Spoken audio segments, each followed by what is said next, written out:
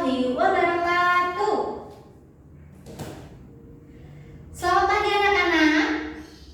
Sebelum kita memulai pembelajaran di pagi hari ini, kita berdoa dulu. Berdoa akan dipimpin oleh ketua kelas kita, Nani Raihan. Silakan maju ke depan.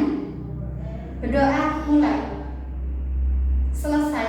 Terima kasih Raihan. Silakan kembali ke tempat duduk. Selamat pagi anak-anak. Bagaimana kabar kalian? Alhamdulillah, luar biasa. Allahu Akbar. Yes, yes, yes. Ceria sekali hari ini kalian semua. Baiklah, sebelum Ibu memulai pembelajaran, Ibu akan mengabsen kalian terlebih dahulu ya. Jangan lupa ditengok kanan kiri, depan belakang. Temannya siapa saja yang tidak masuk ya. Masuk semua? Iya, alhamdulillah.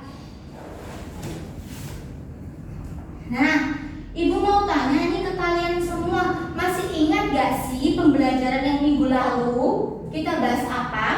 Ya, minggu yang lalu kita membahas mengenai aktivitas ekonomi di Indonesia. Terdapat berapa bidang? 4. Apa saja? Pertanian, perikanan, perkebunan, dan kehutanan. Baik sekali. Pada pagi hari ini kita akan bahas tema 7, indahnya keragaman di negeriku. Subtema 3, persatuan dan kesatuan di negeriku, dengan pembelajaran keempat. Buka buku siswa kalian halaman 117. Sudah? Di situ terdapat keragaman ekonomi di Indonesia. Terdapat atau terbagi menjadi 4 bidang. Yang pertama bidang pertambangan, kedua bidang industri, ketiga bidang perdagangan, dan yang keempat bidang jasa. Yang pertama, aktivitas ekonomi di bidang pertambangan. Paragraf 1 dibaca oleh Hani. Paragraf 2 dibaca oleh Rio. Nah, pada bidang pertambangan ini, yang kita tahu bahwa wilayah Indonesia ini memiliki kekayaan alam yang sangat melimpah, terutama migas ya, minyak dan gas. Ada pula non migas. Apa saja non migas? Contohnya emas, perak, intan, biji besi, dan lain sebagainya. Dimana ketika barang non migas itu diolah akan menghasilkan dampak yang positif bagi ekonomi di Indonesia. Baik. Yang kedua, aktivitas ekonomi di bidang industri. Dibaca oleh Intan. Ya benar. Industri sendiri adalah usaha untuk mengolah barang mentah menjadi setengah jadi atau barang yang sudah jadi. Contohnya apa? Contohnya kalau di Indonesia itu ada industri otomotif, industri makanan dan minuman, dan industri sandal dan sepatu, dan masih banyak lagi industri-industri yang ada di Indonesia. Yang ketiga, ada aktivitas ekonomi di bidang perdagangan. Paragraf 1 dibaca oleh Rehan. Paragraf 2 dibaca oleh Bilqis. Nah, dalam perdagangan sendiri itu ada istilah, siapa yang tahu? Ada istilah produksi, distribusi, dan konsumsi.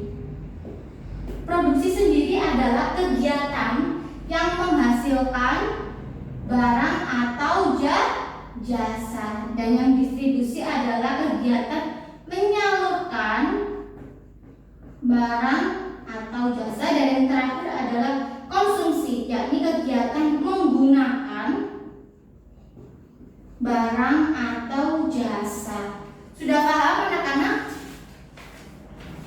Bu, kalau aku pernah dengar itu adalah istilah produsen, distributor, sama konsumen. Bedanya apa? Beda. Kalau produsen itu adalah orang yang menghasilkan barang. Kalau distributor itu adalah orang yang menyalurkan barang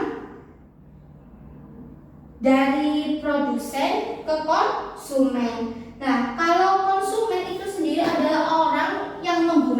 atau memakai barang atau jasa tersebut. Dan yang terakhir, yang keempat, ada aktivitas ekonomi di bidang jasa, dibaca oleh Najwa.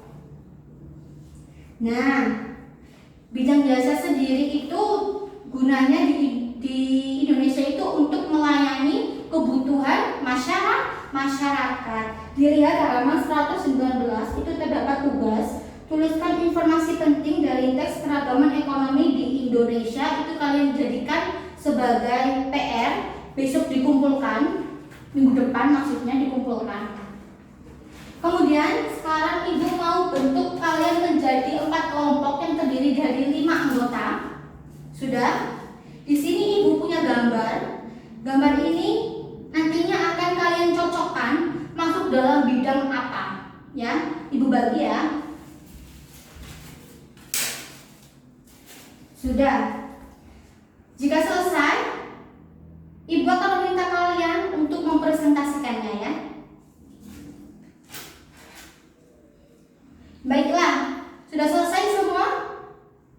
Ibu meminta untuk tiap kelompok menunjuk salah satu anggota kelompoknya untuk maju ke depan untuk menjelaskan atau mempresentasikan gambar ini masuk pada bidang apa ya.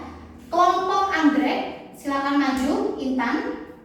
Nah, Intan tadi memilih orang menjahit baju. Itu masuk dalam bidang apa? Bidang jasa. Kemudian Intan lagi pilih yang namanya ini, gambar orang berproduksi, distribusi, ada orang mengkonsumsi. Itu berarti masuk dalam bidang perdagangan. Benar sekali. Ibu kira semua sudah paham mengenai materi hari ini. Jadi dapat ibu simpulkan bahwasannya dari hasil penambangan itu dapat berdampak baik bagi ekonomi di Indonesia, karena dari hasil tambang itu akan diperoleh nilai yang tinggi untuk dijadikan atau dimanfaatkan untuk kebutuhan masyarakat. Kemudian dari proses industri ini bisa dimanfaatkan oleh masyarakat dalam memenuhi kebutuhannya. Yang untuk kegiatan perdagangan dapat membantu masyarakat dalam menyalurkan barang atau jasa dari produsen ke konsumen berupa hasil pertanian, perikanan, perkebunan, dan lain-lain. Dan dari bidang jasa sendiri dapat melayani masyarakat untuk memenuhi kebutuhan